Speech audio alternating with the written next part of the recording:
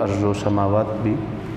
اللہ تبارک و تعالیٰ کی حمد و ثنا کے بعد اللہ کے پیارے، امت کے سہارے، رب کے محبوب احمد مجتبیٰ حضرت محمد مصطفیٰ صلی اللہ علیہ وآلہ وسلم کے حضور ناز میں اپنی محبتوں، عقیدتوں، ارادتوں کا خیرات پیش کرنے کے بعد میرے محترم مکرم معزز سامعین، یہ میری اور آپ کی خوش بختی ہے کہ ہم حضور نبی رحمت صلی اللہ علیہ وآلہ وسلم کی سیرت کے حوالے سے آج اس پروگرام میں شریک ہیں۔ دعا ہے کہ اللہ تعالی ہم سب کا یہاں آنا، اٹھنا، بیٹھنا، سننا، سنانا اپنی بارگاہ میں قبول و منظور فرمائے، اور قابل عمل باتوں پہ اللہ توفیق عمل بھی عطا فرمائے۔ حضور نبی رحمت صلی اللہ علیہ وآلہ وسلم کائنات میں اللہ کے بعد سب سے افضل اور اشرف ہیں۔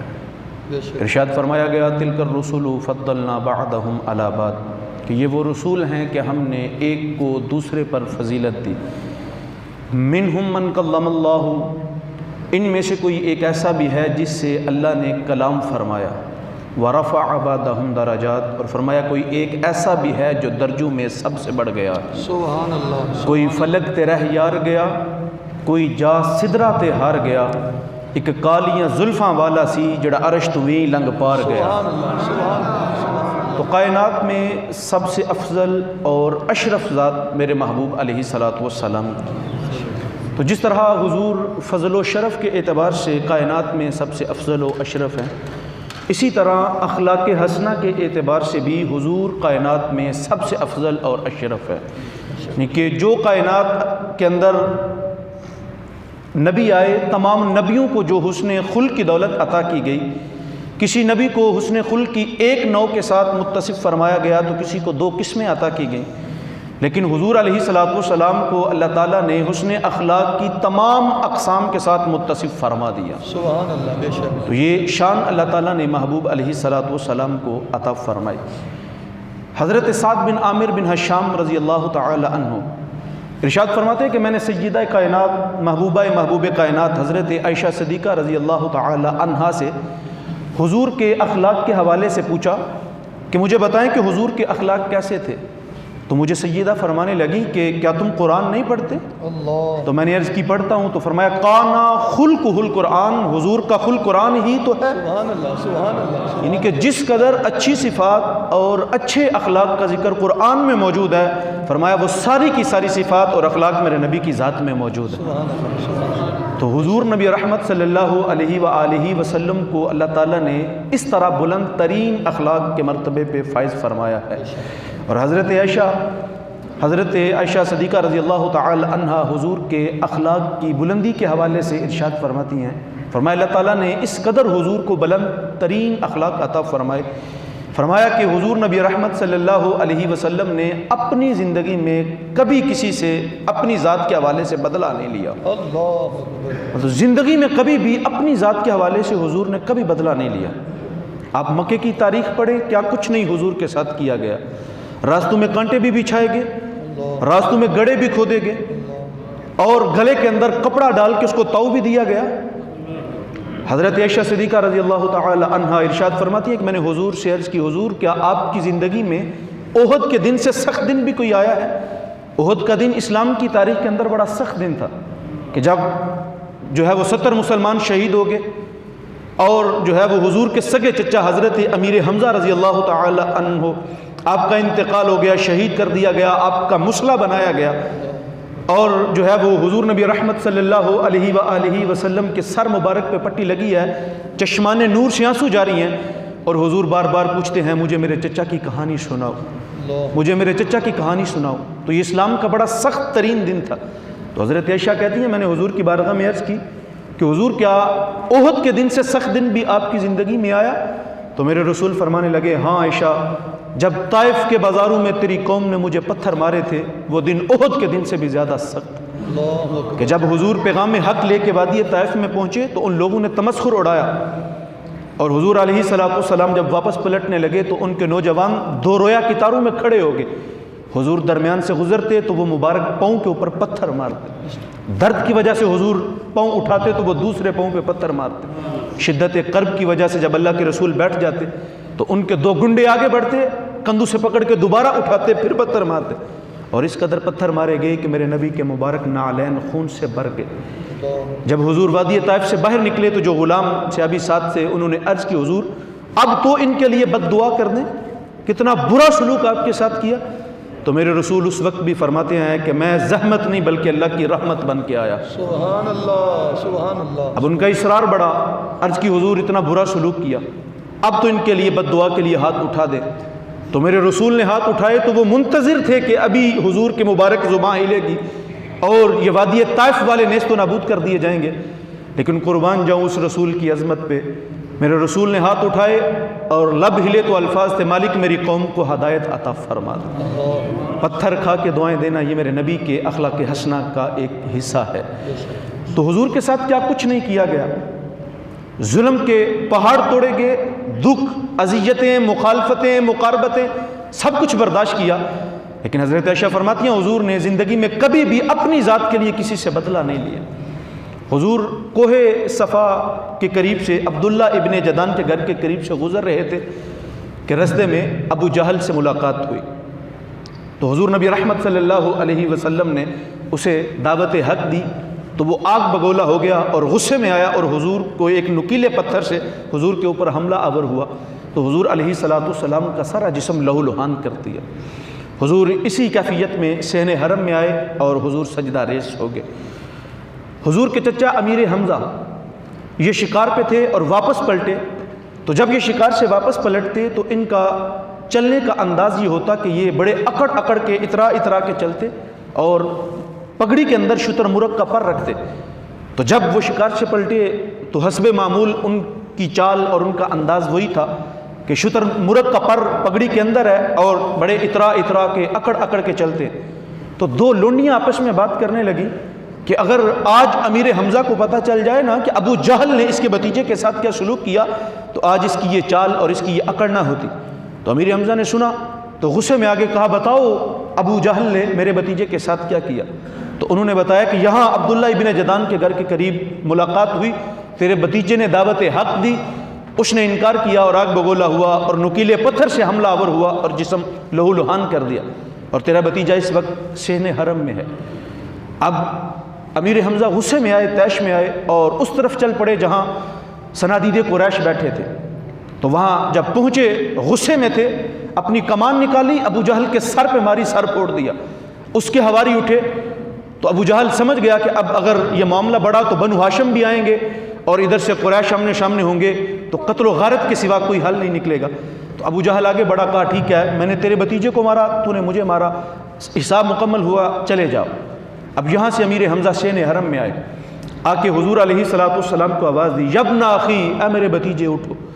حضور سر سجدے میں رکھے ہوئے، پھر آواز دیا میرے بھتیجے اٹھو، حضور نے سر سجدے میں رکھا، تیسری دفعہ آواز دیا میرے بھتیجے اٹھو، تو حضور نبی رحمت صلی اللہ علیہ وآلہ وسلم نے سر مبارک اٹھایا، تو کہنے لگے بھتیجے خوش ہو جا کہ میں نے ابو جہل کا سر پھوڑ کر تیرا بدلہ لے لیا۔ تو میرے رسول فرمانے لگے چچا میں نے تو بدلے کا درس ہی نہیں دیا، ہاں میں تو سل من قطع آقا کے ترانے لے کے آیا ہوں، میں تو یہ وعظ و نصیحت کر رہا ہوں کہ جو تمہارے ساتھ برا سلوک کرے تم اس کے ساتھ اچھا سلوک کرو، جو تمہارے ساتھ رشتوں کو توڑے تم اس کے ساتھ رشتوں کو جوڑو، اور جو تمہارے اوپر ظلم کرے تم اس کو معاف کر دو۔ کہا میں تو سل من قطع کے ترانے لے کے آیا، میں نے تو بدلے کا درس نہیں دیا، کیسے خوش ہو جاؤں؟ تو امیر حمزہ کہنے لگے بھتیجے بتا کس بات سے خوش ہوتا ہے؟ کہا چچا اس بات سے خوش ہوتا ہوں کہ جس رب کو میں مانتا ہوں تو بھی اس خدا کو مان لے۔ سبحان اللہ، سبحان۔ کہا جس کو میں مانتا ہوں تو بھی اس خدا کو مان لے۔ یہ وقت تھا امیر حمزہ کے اسلام قبول کرنے کا کہ ان کی زبان پہ کلمہ جاری ہوا اور وہ اسلام کے دامن میں آ گئے۔ تو صاحب یہ میرے نبی کی سیرت کا ایک واضح پیغام ہمارے سامنے ہے۔ آج کیفیت یہ ہے کہ ہم اینٹ کا جواب پتھر سے دینے کی کوشش کرتے ہیں، اگر کوئی گالی دے تو پھر وہ زندہ کیسے جائے، اگر کوئی تھپڑ مار دے تو پھر وہ زندہ کیسے گھر پلٹے؟ تو صاحب یہ پیغام ہمیں حضور نے نہیں دیا۔ حضور نے کتنے دکھ، کتنی اذیتیں، کتنے تکلیفیں، مخالفتیں برداشت کی، لیکن فرمایا حضور نے اپنی ذات کے لیے کبھی کسی سے بدلہ نہیں لیا۔ لیکن ہم چھوٹی چھوٹی باتوں پہ لڑائی جھگڑا اور پھر معاملہ قتل و غارت تک پہنچتا ہے۔ تو یہ پیغام حق ہمیں نہیں دیا گیا، یہ پیغام نہیں دیا گیا، بلکہ ہمیں یہ کہا گیا سل من قطع کا، فرمایا اگر کوئی تعلق کو توڑتا ہے تو اس کے ساتھ تعلق جوڑو، اور اگر تمہارے ساتھ برا سلوک کرتا ہے تم اس کے ساتھ اچھا سلوک کرو۔ تو اس لیے ہمیں حضور علیہ الصلوۃ والسلام کی سیرت کی طرف دیکھنا چاہیے، خود بھی حضور کی سیرت کی طرف آئیں۔ آج یقین کریں امت مسلمہ جن حالات کا سامنا کر رہی ہے، اس کی دو بنیادی وجہ ہیں۔ وہ ایک وجہ قرآن کے ساتھ رشتہ کمزور ہو گیا، دوسرا حضور کی سیرت کے ساتھ رشتہ کمزور ہو گیا۔ آج ہمارے بچے سکولوں کے نصاب میں مسٹر چپس جیسے لوگوں کی کہانیاں تو پڑھ رہے ہیں، لیکن اگر ان کو نہیں پڑھایا جا رہا تو میرے نبی کی سیرت کا عنوان نہیں پڑھایا جا رہا۔ اگر ان کو نہیں پڑھایا جا رہا تو ابو بکر کی صداقت کا عنوان نہیں پڑھایا جا رہا، ان کو عمر بن خطاب کی عدالت کا عنوان نہیں پڑھایا جا رہا، ان کو عثمان غنی کی سخاوت کا انداز نہیں پڑھایا جا رہا، اور ان کو مولا کائنات حضرت علی شیر خدا کی شجاعت کا جو ہے وہ عنوان نہیں پڑھایا جا رہا۔ تو آج ہمارا حق بنتا ہے کہ ہم اپنے بچوں کو حضور کے پیغام کی طرف، حضور کی سیرت کی طرف لے کے آئیں، وگرنہ جس دور سے ہم گزر رہے ہیں، اگر ہم قرآن سے، حضور کی سیرت سے دور ہیں تو ہماری نسلیں قرآن اور حضور کی سیرت سے دور ہونے میں ہم سے 2 قدم آگے جا رہی ہیں۔ تو اس لیے ہمیں آج اپنی نسل کا رخ موڑنا ہوگا، وگرنہ جس حالات کا سامنا ہم کر رہے ہیں وہ کسی سے مخفی نہیں ہے۔ تو آج والدین کے کندھوں پہ اہم ذمہ داری ہے کہ وہ اپنے بچوں کو حضور کا پیغام دیں، حضور کی محبت کا پیغام دیں۔ میرے اور آپ کے پیارے آقا صلی اللہ علیہ وسلم نے ارشاد فرمایا، علموا اولادکم 3 خصال، فرمایا اپنی اولاد کو 3 چیزیں سکھا دو۔ حب نبیکم، فرمایا پہلی چیز اپنے نبی کی محبت ان کے سینوں میں ڈال دو، سبحان اللہ، اپنے نبی کا پیار ان کو سکھاؤ۔ تو صاحب نبی کا پیار کیسے آئے گا؟ کہ جب تم ان کو بتاؤ گے نبی کی شان کیا ہے، نبی کی عظمت کیا ہے، نبی کی رفعت کیا ہے، نبی کی سیرت کیا ہے۔ جب اپنی اولاد کو نبی کی سیرت کے پہلو پڑھاؤ گے تو صاحب دل کے اندر عشق نبی کے چراغ زندہ ہو گے۔ بے شک بے شک، لیکن جب اولاد کو یوں باتوں سے دور رکھا تو اولاد پھر جو ہے وہ صاحب معاشرے سے دور بھاگتی گئی اور اسلام سے دور بھاگتی گئی۔ تو فرمایا پہلی چیز اپنے نبی کی محبت، دوسری چیز فرمایا وحب اہل بیتہ، فرمایا اپنے نبی کی اہل بیت کی محبت سکھاؤ، نبی کے گھر والوں کا پیار سکھاؤ، نبی کے گھر والوں کا عشق اور محبت ان کو سکھاؤ۔ تیسری چیز فرمایا وتلاوت القرآن، فرمایا اپنی اولاد کو قرآن کی تلاوت سکھاؤ، اپنی اولاد کو قرآن کا علم سکھاؤ اور ان کو قرآن پڑھاؤ۔ لیکن آج کیفیت یہ ہے کہ ہماری نسلیں قرآن سے بھی دور ہیں اور نبی کی محبت سے بھی دور ہیں۔ صاحب یہ محبت ہمیں خود پیدا کرنی ہوگی۔ آج ماں باپ کو یہ اہم ذمہ داری کا احساس ہونا چاہیے کہ ہم نے جو ہے وہ اپنی نسل کا تعلق کس رخ پہ موڑنا ہے۔ وہ ایک اسکول ٹیچر نے کلاس کے بچوں سے پوچھا تھا، بیٹا بتاؤ بڑے ہو کے کیا بنو گے؟ تو ہر بچے کی سوچ، ہر بچے کا نظریہ اور فکر الگ تھی۔ کسی نے کہا سر ڈاکٹر بنوں گا، کسی نے کہا انجینئر بنوں گا، کسی نے کہا وکیل بنوں گا۔ سوچ، فکر، نظریہ الگ تھا۔ اسی کلاس میں ایک بچہ ہے، سر نے پوچھا بیٹا بتاؤ تم بڑے ہو کے کیا بنو گے؟ تو بچے نے معصومانہ لہجے میں کہا سر بڑا ہو کے صحابی رسول بنوں گا۔ سر خوش بھی ہوا بچے کا جذبہ دیکھ کے، لیکن حیران بھی تھا کہ 1400 سال کے فاصلے پہ بچہ کھڑا ہے اور آج بھی اس کے دل میں یہ محبت، یہ انداز، یہ خواہش، یہ آرزو۔ تو کہا بیٹا بتاؤ کیا تمہیں پتا صحابی رسول کون ہوتا ہے؟ بچہ چھوٹا تھا، کہنے لگا سر نہیں مجھے نہیں پتا۔ تو سر نے بتایا بیٹا صحابی رسول تو وہ ہے جس نے اپنی زندگی میں حالت ایمان میں حضور کا زمانہ پایا، حضور کی صحبت اختیار کی، حضور کا دیدار کیا ہو۔ ہم 1400 سال کے فاصلے پہ کھڑے ہیں تو یہ شرف حاصل کرنا ناممکن ہے، لیکن یہ بتاؤ یہ تڑپ، یہ آرزو، یہ خواہش تمہارے دل کے اندر کیسے پیدا ہوئی؟ بچہ معصومانہ لہجے میں کہنے لگا سر جب رات کو سونے لگتا ہوں تو میری ماں مجھے روز ایک صحابی رسول کا واقعہ سنا کے سوتی ہے۔ جب ان کی محبت، ان کا عشق، ان کا پیار سنتا ہوں تو خواہش پیدا ہوئی میں بھی بڑا ہو کے صحابی رسول بنوں۔ سبحان اللہ، تو ہمیں آج اپنی نسل کا رخ قرآن کی طرف صاحب موڑنا ہوگا۔ آج ہمیں اپنے آپ کو بہتر کرنا ہوگا، حضور کی سیرت کی طرف آئیں۔ آج ہمارا ایک المیہ یہ بھی ہے کہ ہم اپنے اعمال اور اپنے عیبوں کی طرف نہیں دیکھتے، ہماری نظر دوسروں کی طرف ہوتی ہے۔ صاحب گزارش یہ ہے کہ حضور کی سیرت پڑھیں، حضور کی سیرت کے جو مرضی پہلو پڑھیں، آپ کو یہ نظر آئے گا کہ حضور نبی رحمت صلی اللہ علیہ وآلہ وسلم نے سب سے پہلے اپنی سیرت اور کردار کو لوگوں کے سامنے رکھا، پھر اس کے بعد جو ہے وہ حضور علیہ الصلوۃ والسلام نے لوگوں کی رہنمائی کی۔ تو سب سے پہلے اپنی سیرت کی طرف دیکھیں، اپنے کردار کی طرف دیکھیں۔ اگر ہم اپنے آپ کو بہتر کر لیتے ہیں، ہر بندہ خود کو بہتر کرتا ہے تو دنیا خود بخود بہتر ہو جائے گی۔ تو اس لیے اس انسان کو چاہیے کہ وہ اپنے آپ کو بہتر کرے۔ وہ ایک بندہ آفس سے گھر واپس پلٹا تو خیال یہ تھا کہ کچھ کام دفتر میں کیا تو کچھ چلو گھر میں کر لوں گا، لیکن آپ جانتے ہیں جب صبح سے نکلا باپ شام کو گھر پلٹتا ہے تو بچوں کی محبت انوکھی ہوتی ہے۔ بچے باپ کی طرف لپکتے ہیں، دوڑتے ہیں، باپ بچے کو چومتا ہے، بچہ باپ کو چومتا ہے، ایک محبت کا نرالا انداز ہوتا ہے۔ اب جب گھر آیا کھانا کھایا، خیال یہ تھا کہ کام کر لوں، لیکن بیٹا ہے کہ کام کرنے نہیں دیتا، تو باپ کے دل میں خیال آیا کہ چلو بچے کو کسی کام میں مشغول کرتا ہوں تو پھر اس کے بعد اپنا کام کروں گا۔ تو اس کے پاس کاغذ کا ایک ٹکڑا پڑا تھا جس کے اوپر دنیا کا نقشہ بنا تھا، تو اس نے اس کو ٹکڑے ٹکڑے کیا، کہا بیٹا جاؤ دوسرے کمرے میں چلے جاؤ، اس کو صحیح درست جوڑ کے لاؤ۔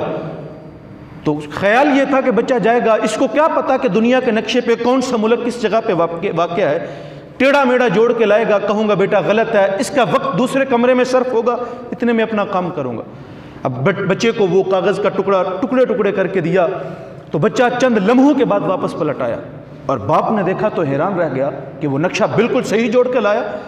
تو باپ نے کہا بیٹا کہ تمہیں پتہ ہے کہ دنیا کے نقشے پہ کون سا ملک کس جگہ پہ واقع؟ تو کہا مجھے نہیں پتہ۔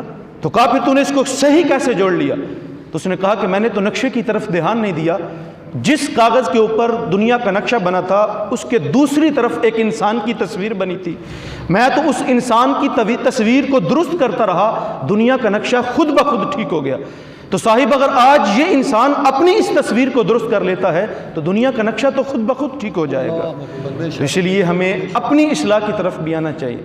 حضرت عمر بن خطاب رضی اللہ تعالی عنہ جب امیر المؤمنین خلیفۃ المسلمین بنے تو آپ سب سے پہلے حضرت حذیفہ بن یمان کے پاس آئے، اور حضرت حذیفہ بن یمان رضی اللہ تعالی عنہ وہ صحابی رسول ہیں جن کو حضور کا رازدار کہا جاتا ہے، یعنی کہ اللہ کے رسول صلی اللہ علیہ وآلہ وسلم ہر راز کی بات ان سے کیا کرتے تھے۔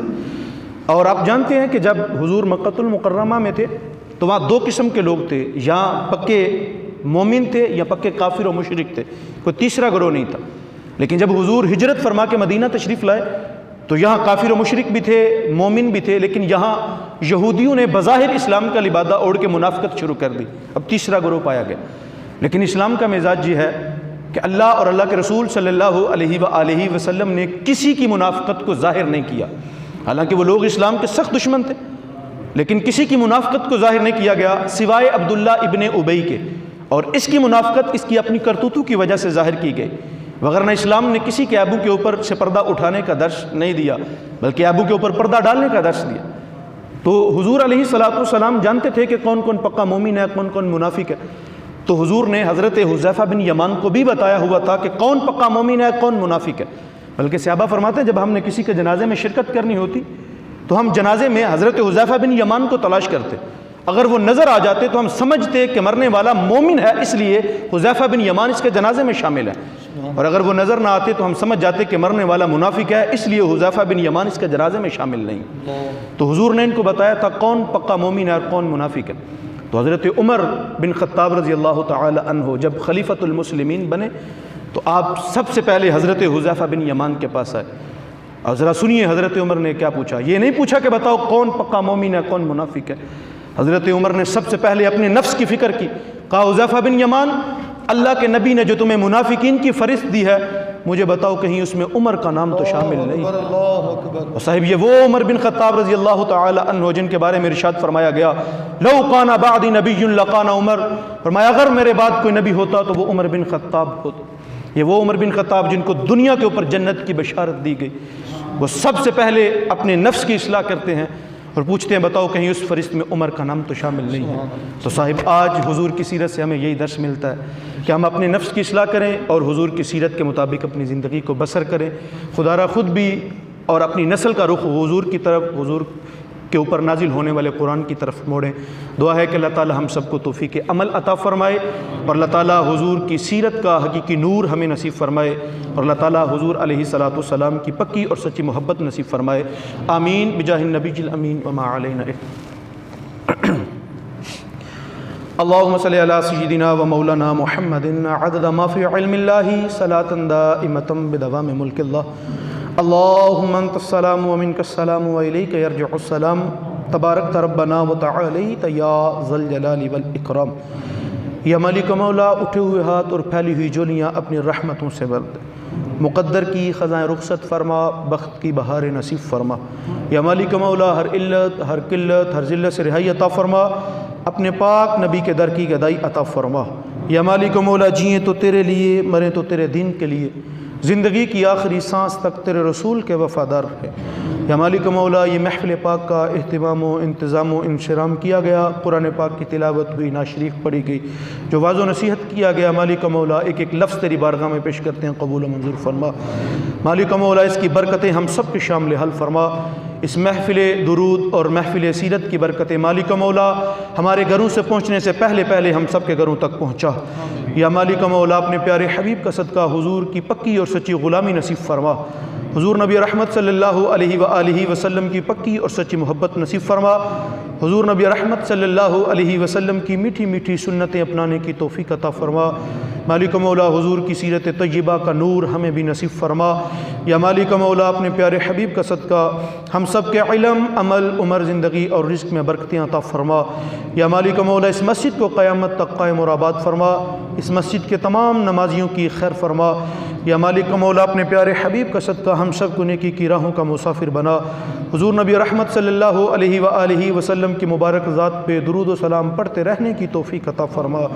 یا مالک مولا جس طرح یہاں حضور کی سیرت کے حوالے سے حلقہ سجایا، مالک مولا ان لوگوں کی آمین کے ساتھ تیری بارگاہ میں دعا ہے، اسی طرح ہمیں گنبد خضرا کے سامنے بیٹھ کے حضور کی ذات پہ درود پڑھنا نصیب فرما۔